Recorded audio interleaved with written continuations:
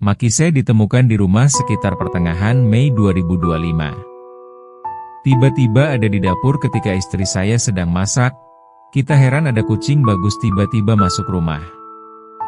Kita cari ke tetangga hingga radius 500 meter tidak ada yang mengakuinya.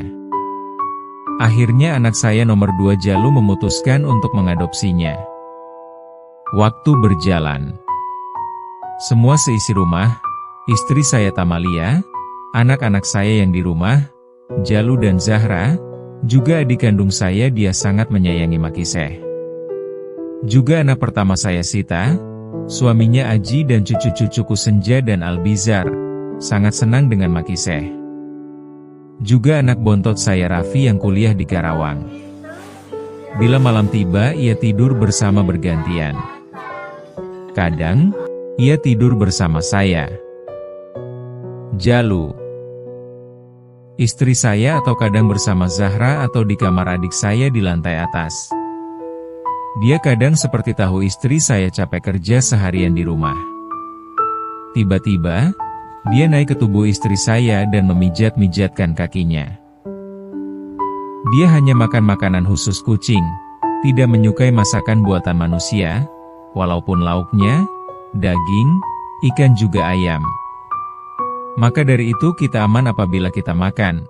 Dia berada di depan kita dan dia hanya melihat-lihat.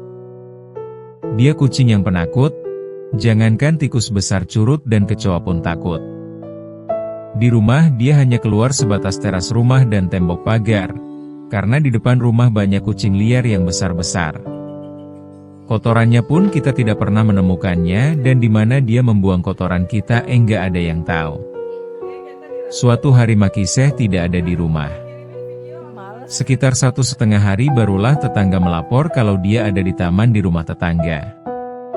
Ketika dibawa pulang dia sudah menjadi pendiam, tidak mau makan dan minum. Dan tidak mau masuk rumah hanya di teras rumah. Kita bawa masuk dia keluar lagi. Hingga saat dia menyeberang ke warung di depan rumah.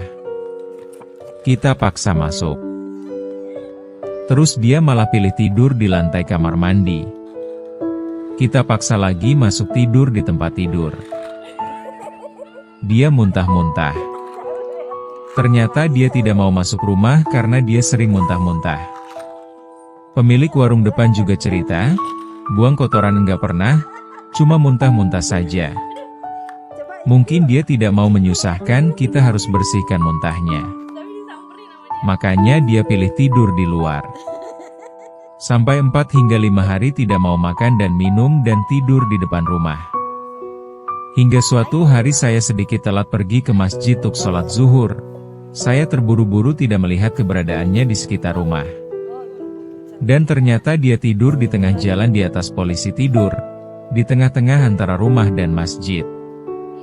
Saya langsung angkat dia ke pinggir.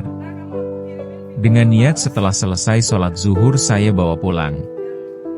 Akan tetapi ketika pulang saya cari-cari saya tidak menemukannya. Setelah sholat maghrib, udah tukang potong rambut dekat masjid cerita kepada saya. Setelah saya lewat mau sholat zuhur, dia juga telat ke masjid karena baru selesai motong rambut orang. Dia lihat Makiseh jalan lemas dan tidur di depan kios potong rambutnya. Setelah sholat zuhur sudah tidak ada lagi. Ketika sholat asyar saya memang datang lebih dulu dan pulang agak telat. Karena menyiapkan tempat untuk kajian di ibadah maghrib. Sepulangnya sholat asyar, si Uda melihat Makiseh tidur di dekat pintu gerbang samping masjid. Dan sudah tidak bernafas. Dia minta bantuan Pak Supri, petugas masjid untuk menguburkan Makiseh dekat pintu gerbang samping masjid. Pak Supri cerita ke saya karena dia pernah lihat kucing itu di rumah saya. Yang saya sesali. Sepertinya Makiseh mendekat ke masjid mengikuti saya, akan tetapi saya tidak mengetahuinya. Kini kita hanya bisa melihat kuburnya. Dia sudah tenang di sana tanpa sakit lagi. Kita semua menyayangi kamu Makiseh.